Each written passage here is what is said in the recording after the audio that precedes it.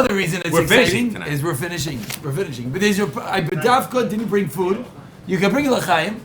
I didn't bring food because you have to at least chazer one time. You have to make sure. At least one time.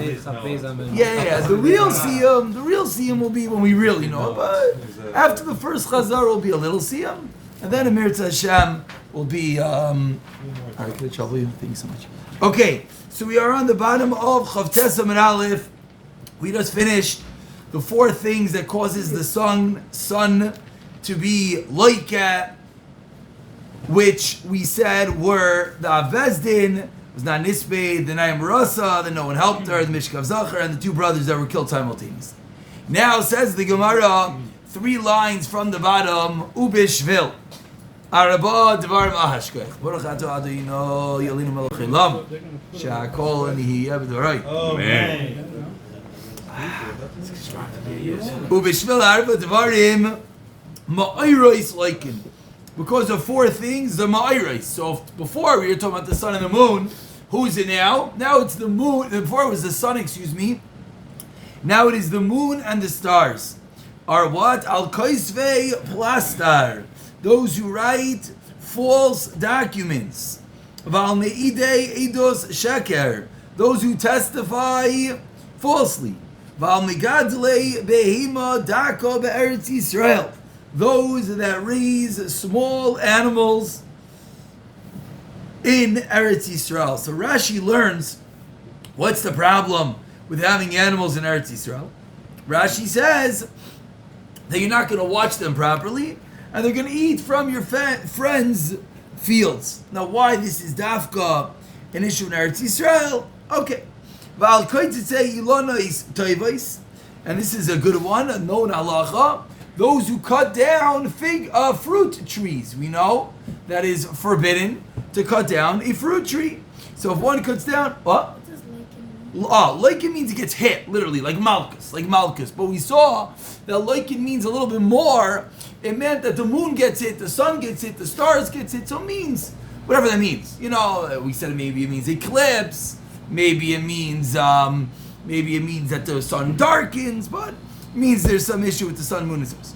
Next, ubishvil dalet dvarim, and for 4 things, nichsei balei batim, the nechasim of the balabatim, of the working fellows, are nimsarin lamalchus, are given over to the government, not the place that you want your stuff to be.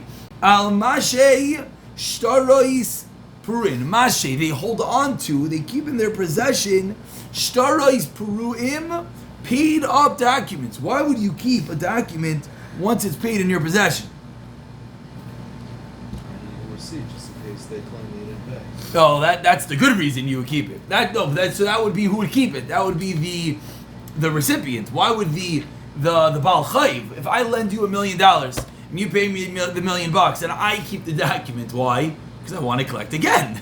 We're dealing with the not straight people. But you're right. Rav David, you are correct. The lender should always keep the document. That's massive sugyas all over Shas. Do you write a receipt and things like that? And we said the moon stuff is related to the Yidden, right? The moon's related to the Yidden. Yeah, so it is interesting. Rav Nachum, you are bringing up an interesting point. Is that we said the sun is related to the guy and the moon is related to the Yidden. But we had the first part of this, they got to mention that the sun's also related to the Yidden. So it isn't perfectly clear. But yeah. Al-Mashi starts broom. Next. Val-Malvei Ribis. One who lends with ribis. Who knows what is the punishment for lending with ribis? No one knows. Terrible punishment. You don't come back. Loss of loving. It's a permanent burial, literally. That is lending. What? No, yeah, that's what it sounds like. It sounds like you are forever doomed. That's a malva ribis. Obviously, there are wonderful, called heter iskas, etc. Chav tes amid base. Here we go. Val shehaya sipek biyadam limchais. What's another issue? It was in their power. Sipek. It was maspik. It was sufficient. They had the ability biyadam in their hands to do what? Limchais, to protest. V'loy michui, and they did not protest. So we have to see what this is talking about. But we see something very important, that when you have the ability to say something, right? What was the New York City slogan, right? If you see something, say something. When you have the ability to say something and you do not, you are held accountable. Shem Yirachim, a pretty dreadful situation. The top Rashi over here points out that what it's referring to is, it's referring to the wealthier people, that they had the power, the askanim, the influential people, they had the ability to get up and say, what are you guys doing? What are you holding on to documents? And what are you lending with ribbis? Etc., etc. They didn't. So, not so gishmak. Vial, next. Val Shapaiskim is another, unfortunately, a lot of these that we're hearing, like, the back of our brains are like, we know people that aren't so makbid on some of these things. Yeah, unfortunately. Val Shapaiskim. When they say protesting, is it also like, it says an awful, like if you see something bad or whatever, or you see somebody doing something wrong that you should be at some telling level. them at the moment. At some level. Now, obviously, there's kama v'kama halachis, because we all know, you see some guy, doing something, you go over to tell him off, all you're doing is you're making it worse. Sometimes. You have to use your judgment. Yeah. But that's what Rashi points out over here. We're talking about people in position of power, in position that they could see something, and they do not. Next, those who pledge tzedakah, and unfortunately, they don't pay up their pledges. Again, let's remember, we're middle of the list of the things that cause people to lose everything. That all their possessions are given over to the government, that you pledge tzedakah and you do not pay it. Quite terrible. Amar Rav. So that was the second set of 4. Now we have a third set of 4. Amar Rav. Bishvil arba devarim nichsei balei batin yoitzin litima yoin. For 4 things, the possessions of balei batim go litima yoin, go into the oblivion. They're destroyed in English. They're going and they are destroyed. Things are destroyed. So the previous one is the government takes it over. Here it's that everything gets destroyed. Al koivshei schar sachir. Someone who withholds the wages of a worker. As Rashi says, what does he do? He says, come back tomorrow and I'll pay you. Come back tomorrow and I'll pay you. Tomorrow, it's unique form. You're right. It's stealing 100%. It's stealing, but at some level, it's even worse. The guy worked for you. I'll pay you tomorrow. I'll pay you tomorrow. I'll pay you tomorrow. That's the first level. Next, val oishke schar sacher. That's someone who just downright says, "I'm not paying you." Mamash aganif. He steals. If you look at Rashi, in the second hour line, Rashi says, "Oishik legamri koizel scharai." You worked for me. I don't care. I am not paying you. Number 2. Number 3. Someone removes, casts off the yoke, the burden from their necks, and they give it to their friends. Now this is an interesting one because Rashi doesn't weigh in what this means.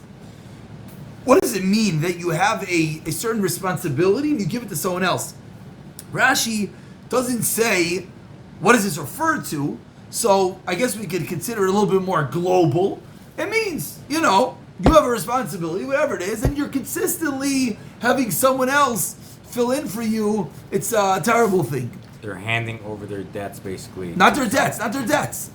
They don't do debts here. All just the yoke, whatever you are responsible to do. Shaparkin all mi'al savareim. No, I don't mean like in a financial sense. Yeah. Whatever their burden is, that correct. they're putting it on somebody else. Mm-hmm. Correct. Now, the reason why I say it's a little bit difficult because there's always a point in life you got to ask someone for help, right? What does this mean? This means that I need someone to help me. So, what it means is that when one has the responsibility and he's not a Baal Chrais, that's really what it means. He's not a Baal Chrais. He's not one that, okay. Number 4, Ve'al Gaisul Saruach.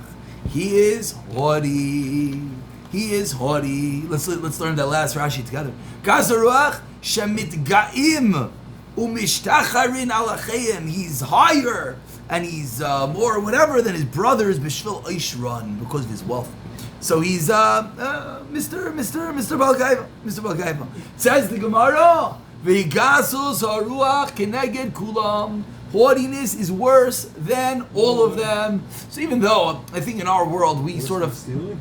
That's very good. Versus stealing. So what's pshat? So pshat is if you learn Mesil Sisharim when he talks about haughtiness, you see that haughtiness is really the root of all evils. Because the haughty guy, he steals also, but there's a lot more than that. Because he steals in a way that he's, he connives and he pushes and he throws around his weight. And, the haughtiness is, in Chayvas Havavas, whatever Correct. talks about someone who doesn't believe or trust in Correct. Hashem, is haughty. Very good. Very good. That's the next thing. Very good. Haughtiness is a symptom, an illness that what? That you don't believe in God. Very good. Yeah, exactly. I am God. Very good. Very good. But now, in classical Gemara form, we're in the middle of quite a terrible, dreadful list over here. For the last 20 lines, we've been talking about terrible Averis.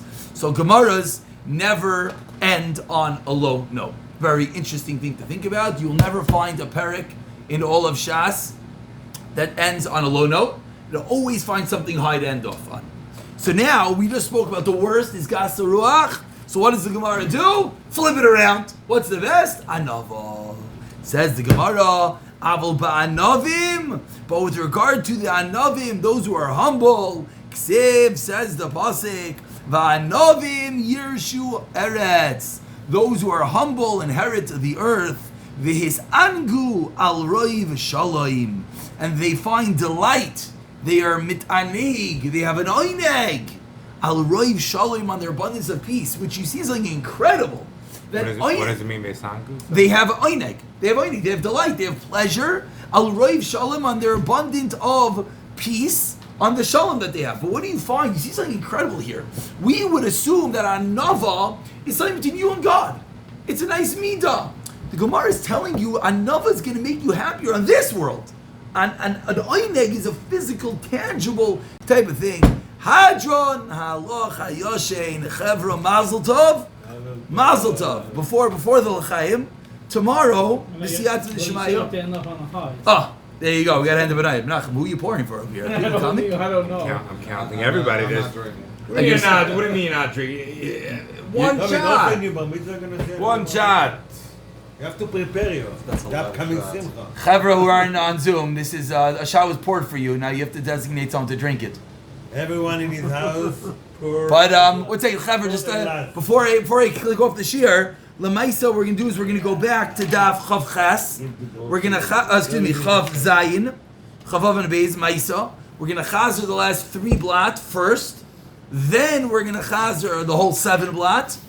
Then we're gonna have a very, very nice Siyam party, B'siyata D'Shmaya, the ganze Chavra with the ganze Mishpach.